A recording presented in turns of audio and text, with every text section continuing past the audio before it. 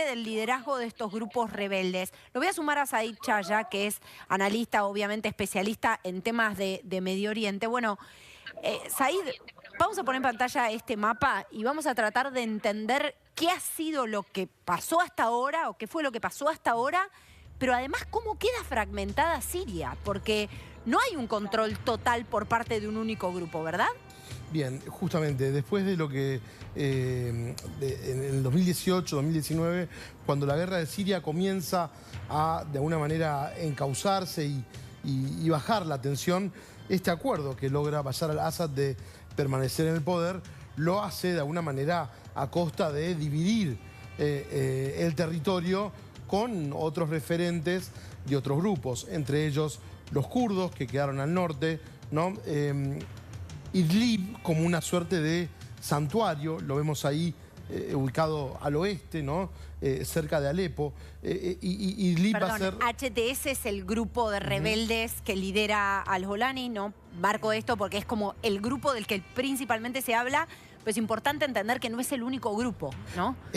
Bien, entonces, ¿qué es lo que sucede en Idlib? Y es muy importante para entender cómo se fue gestando el orden regional en Siria. Entonces, Idlib va a convertirse en una suerte de santuario hacia 2018, 2019, donde van a poder recalar todos los antiguos militantes de las tropas de Estado Islámico y otras agrupaciones islamistas. El estatus de Idlib estaba consensuado con los rusos, con los kurdos y con otras potencias de la región.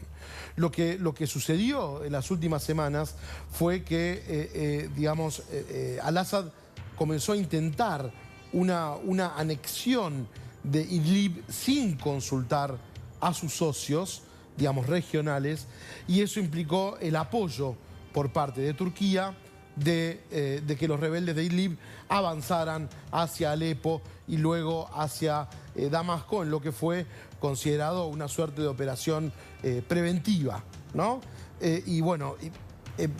Veamos el caudal de poder, digamos, muy delicado en el que estaba sometido Bashar al-Assad, que apenas en 8 días o menos se produjo su caída a través de la intervención de una coalición liderada por HTS, pero integrada también, y ese es un factor de gran debilidad, por otros grupos nacionalistas, kurdos, árabes, etc. Bueno, vamos a sumar ya. Bueno, y seguimos por supuesto con Said Chaya, que es especialista en Medio Oriente. Said, no puedo dejar de preguntarte tampoco a vos por este horizonte. Recién decía Jimena que el reclamo en las calles está por un proceso de democratización en Siria. ¿Lo ves posible, viable en las intenciones de quienes hoy detentan más poder? Muy difícil, ¿no? Apenas HTS llegó al poder, se comprometió a que la transición iba a estar liderada por el primer ministro de Bashar al-Assad. 36 horas más tarde lo cambió por el ex gobernador de Idlib, ¿no? Una persona de su propio riñón. El hecho de que exhiban su logo partidario junto a la bandera nacional también es una cuestión que genera mucha inquietud. Ahora, digamos, en las últimas horas hubo una cumbre de la Liga Árabe en la cual los países de la región le están solicitando al nuevo gobierno de Siria que los dejen participar del proceso de redemocratización del país, que sea un proceso que incluya además al resto de las naciones de la región, y estoy seguro ahí que también va a jugar un rol muy importante Turquía, ¿no? Que es probablemente el actor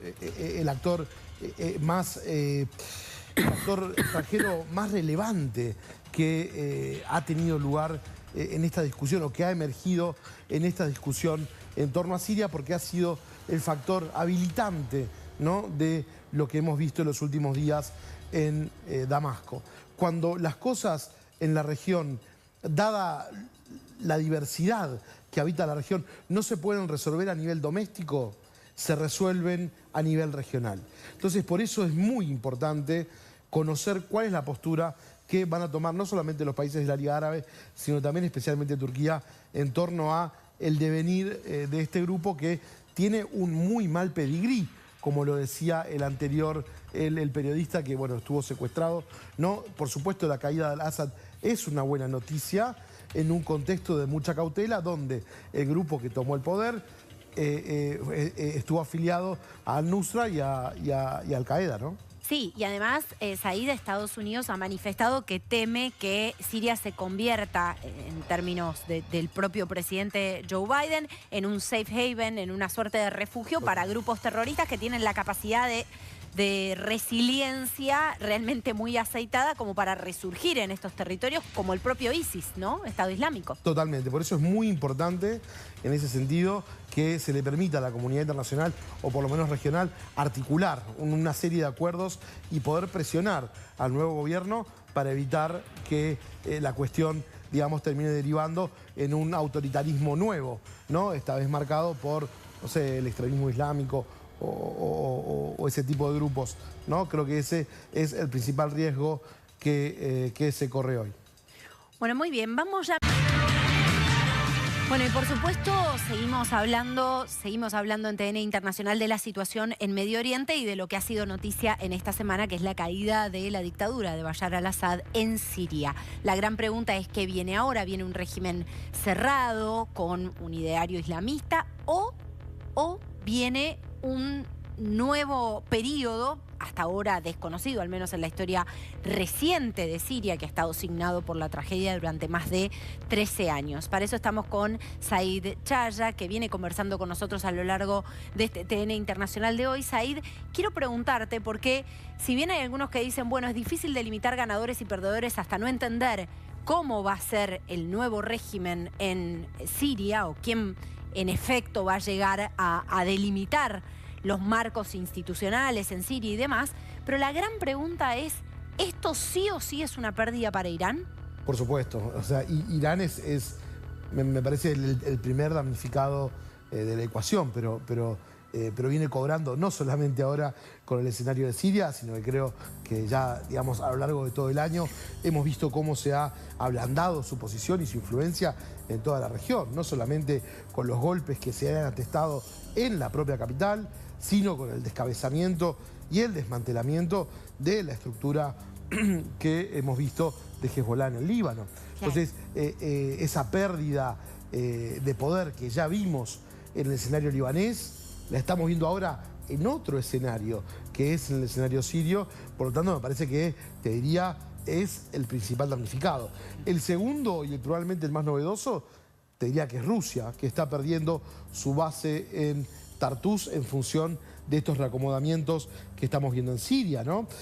No es posible imaginar la caída de Bashar al-Assad sin una suerte de acuerdo, decisión estratégica por parte de Moscú. Cuando se resuelve la suerte de Bashar al-Assad hacia el final de la década anterior, estamos hablando de 2018, 2019, sí, ¿no?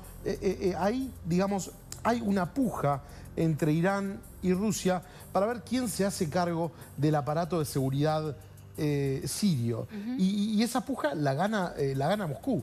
La gana Moscú con el apoyo de Israel, la gana Moscú con el respaldo de Estados Unidos, porque se entendía que era un actor mucho más confiable por parte de la región que lo que podía llegar a ser Irán. Por lo tanto, no es posible imaginar que la caída de Bashar al-Assad se haya dado sin una suerte de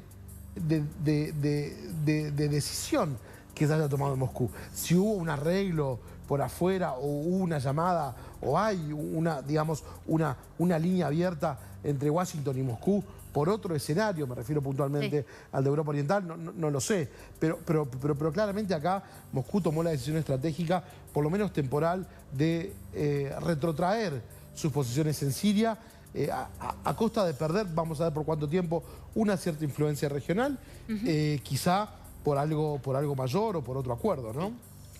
Sí, está clarísimo. Muchísimas gracias, Said, por estar con nosotros. De verdad, siempre es un lujo tenerte. Vamos a una pausa y ya venimos con el cierre.